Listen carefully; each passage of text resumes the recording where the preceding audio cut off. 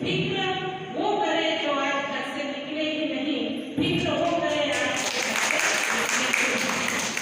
तो बहुत अच्छे से यहाँ पर आज छुट्टी का दिन था।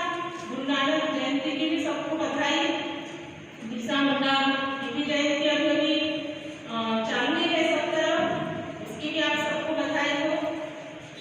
और यहाँ पर अभी जो है ना, हमें बहुत ज्ञान तो पुस्तक से मिल गया, संविधान से मिल गया, जो लोग दूसरों को देना चाह रहे थे वो है महाज्ञानी, लेकिन वो लोगों की बुद्धि पे डिपेंड है, लोगों की विचार पे डिपेंड है कि हम उसको कितना अर्जित कर पाते हैं। मेरा अभी कुछ सालों का अनुभव यही रहा है कि बड़े बड़े बुद्धिजीवी अपना प्राण त्याग दिए पर लोग सुधरने का नाम नहीं ले रहे। तो भी धीरे धीरे थोड़ा थोड़ा करते रहो, क्योंकि इस तरीके से आयोजन करने में बहुत बड़ी क्षमता लगती है। अपना जो आयोजन समिति होती है उनका भी एक परिवार होता है, उनका भी काम होता है, तो वो सब अपना अलग रख के 15-15 दिन से कार्यक्रम में लगे रहते हैं और कार्यक्रम को सफल बनाने के लिए लोगों से अपील करते हैं और लोग यहाँ पर उपस्थित नहीं होते हैं। ये बहुत ही, लेकिन हम इससे हार नहीं मानेंगे और बिल्कुल इसका भी मैं हर थोड़ा थोड़ा निकालते रहती हूँ। मैं कहीं गाँव में जाती हूँ तो लोगों को, लेडीजों को, किसी को अगर बताना है तो भाई पहले उनको पता होना चाहिए ताई गटाचा का किती पर्सेंट भेटते, टॉयलेट बनवायचा, उनका ये सवाल रहता है। लेकिन मैं उनको थोड़ा सा कुछ अलग अलग गतिविधियों से जोड़ती हूँ, तो एक ग्रुप बनाकर उनकी जो है खुशी वगैरह चालू करके मैं थोड़े थोड़े कार्यक्रम ग्राम गीता है इससे जोड़ते रहती हूँ। क्योंकि ग्राम, अभी अगर मैं संविधान और बाबा साहब की बात करती हूँ तो मैं ओबीसी समुदाय से हूँ, तो लोग मुझे बोलते हैं कि आपने धर्म स्वीकार किया क्या? तो लोगों के प्रश्नों का उत्तर देना, उनसे उलझना, उनसे चर्चा करना, इंसान नहीं थम जाता है। तो मैं धीरे धीरे यही कोशिश रहती है मेरी कि लोगों को फालतू के उत्तर ना देते हुए कैसे इस तरीके से किस तरीके से उसको मोड़ा जाए। क्योंकि ग्राम गीता अभी गाँव के नैतिक विकास के लिए गुरुजी महाराज द्वारा लिखित एक बहुत अच्छा पुस्तक है। इस बहाने आते हैं तो सभी महापुरुषों की बातें होती है, ये मुझे अच्छा लगता है।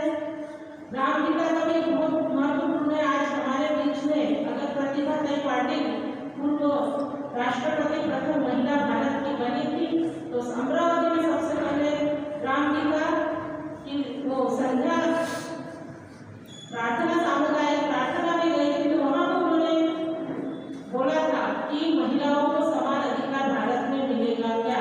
मात्र वो तब 8-9 साल की बच्ची थी और गुरुजी महाराज ने बोला था कि हाँ मिलेगा, लेकिन महिलाओं को अपनी शक्ति क्या है ये पहचानना जरूरी है।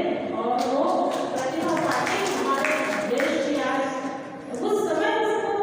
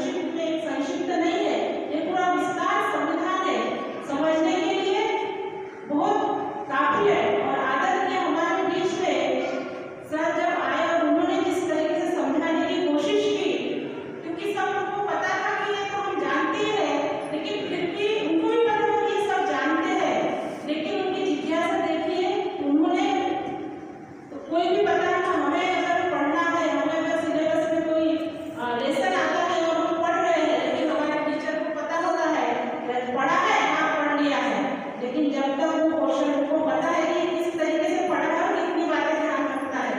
तो आज बहुत अच्छा सर, धन्यवाद सर आपका, आपने जो बताया है। और कुछ जो लिखे हैं मेरी 4 पंक्तियां, अगर संचालक महोदय का ना एक सोच से ये देश चलता है, संविधान से, संविधान से, संविधान से। अपने आप को पहचानो, संविधान को जानो, अपने आप को पहचानो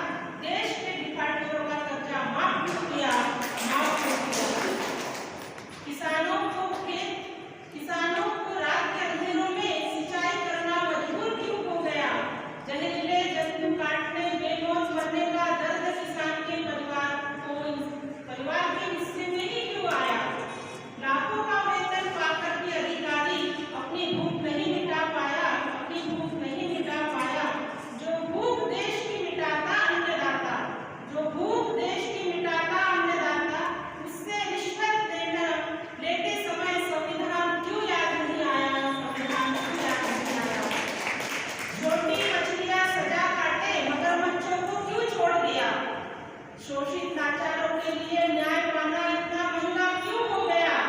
पोथी ग्रंथों के नाम से धर्म का आधार लिए तथा जगह जगह बढ़वाया।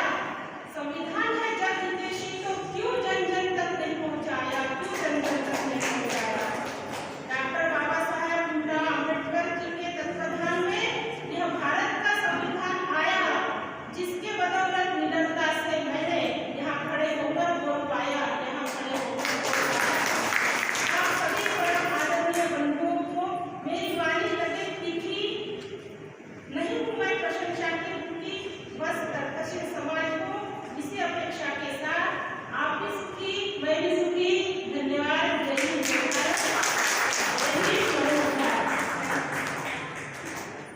आप देख रहे हैं WLBS न्यूज। चैनल को सब्सक्राइब करना और बेल आइकन को प्रेस करना ना भूलें।